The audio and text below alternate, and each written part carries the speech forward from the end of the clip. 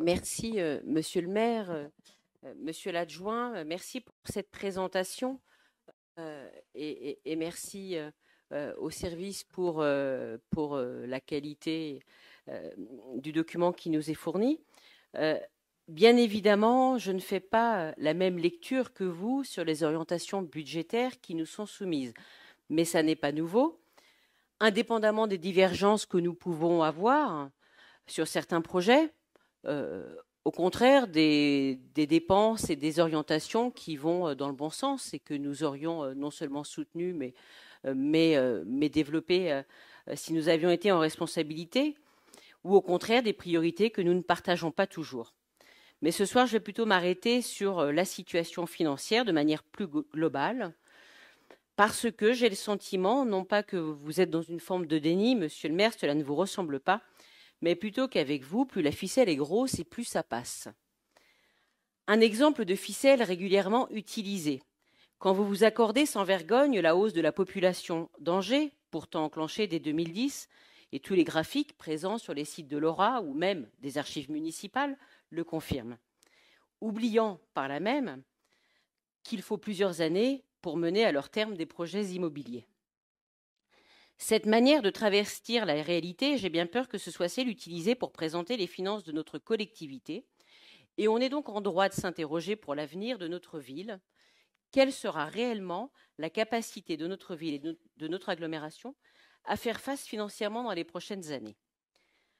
L'encours de la dette à votre arrivée en 2014 était de 67 millions. Vous nous reprochiez alors l'évolution de la dette à Angers. On est à quasiment 2 fois plus en 10 ans avec un encours qui s'élève à 175 millions. Je me souviens de votre arrivée dans cette enceinte il y a 10 ans quand vous rabâchiez que la situation financière de la ville et de l'agglo était catastrophique. Selon vous, cela a été suffisamment grave pour commander un audit. Que disait cet audit alors? Que la ville avait, ouvrez les guillemets, une capacité d'autofinancement brut légèrement au-dessus de la moyenne, mais un autofinancement net comparativement confortable, qui s'élevait alors à 181 € par habitant en 2013. Et c'était d'autant plus cocasse que quelques mois après, votre successeur au conseil départemental, Christian Gillet, nous ouvrait les yeux à tous, au risque d'enclencher à son encontre une vengeance implacable de votre part, sur l'état catastrophique des finances du conseil départemental qu'il avait trouvé dans un état de faillite financière, pour reprendre ses mots. 10 ans après, où en sommes-nous? Angers était réputé pour sa bonne gestion, désormais il est en queue de peloton. La dette a explosé, nos marges de manœuvre sont considérablement réduites.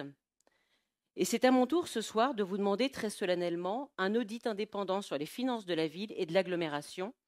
Cela permettra d'avancer tous ensemble, plus sereinement, pour préparer l'avenir, notamment dans le cadre des futures échéances électorales. Je terminerai par une demande qui dépasse le cadre du budget.